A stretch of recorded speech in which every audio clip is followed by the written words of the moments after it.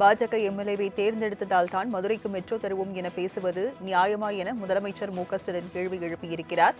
விவரங்களை செய்தியாளர் செலினாவிடம் தகவல்களை கேட்கலாம். செலினா, முதலமைச்சர் மு.க.ஸ்டாலின் என்ன தெரிவித்திருக்கிறார்? விவரங்கள் என்ன? பாஜக எம்எல்ஏவை தேர்ந்தெடுத்ததால் தான் மதுரைக்கு மெட்ரோ தருவோம் என்று பேரம் பேசும், அதே போல பிளாக்மெயில் செய்வதும் தான் மகாராஷ்டிரா முதலமைச்சரின் வேலையா என்று முதலமைச்சர் மு.க.ஸ்டாலின் கேள்வி எழுப்பியிருக்கிறார். அரசியல் அமைப்பின் மீது உறுதிமொழி ஏற்று ஒரு முதலமைச்சர் எதிர்க்கட்சி ஆளக்கூடிய மாநிலத்தில் இப்படி பேசுவதற்கு வெட்கமாக இல்லையா என்றும் கேட்கிறார்.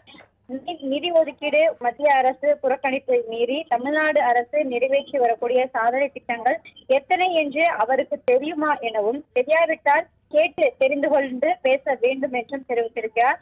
டபுள் என்ஜின் என்று நாங்கள் தீர்க்கும் டப்பா என்ஜின் மாநிலத்தையும் தாண்டி திராவிட மாடல் ஆளக்கூடிய தமிழ்நாடு தான் டபுள் டிஜிட் பொருளாதார வளர்ச்சியை சாதித்திருக்கிறது என்பதை நினைவில் இருக்கட்டும் என்றும் முதலமைச்சர் தெரிவித்திருக்கிறார்.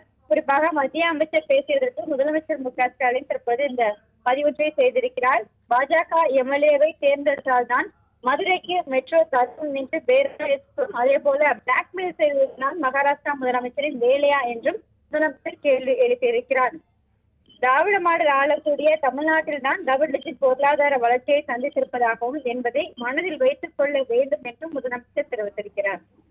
பாஜக எம்எல்ஏவை தேர்ந்தெடுத்ததால் தான் மதுரைக்கு மெட்ரோ தருவோம் என பேசுவது நியாயமா என முதலமைச்சர் மு.க.ஸ்டாலின் கேள்வி எழுப்பியிருக்கிறார். விவரங்களை செய்தியாளர் செலினாவிடம் தகவல்களை கேட்கலாம். செலினா, முதலமைச்சர் மு.க.ஸ்டாலின் என்ன தெரிவித்திருக்கிறார்? விவரங்கள் என்ன?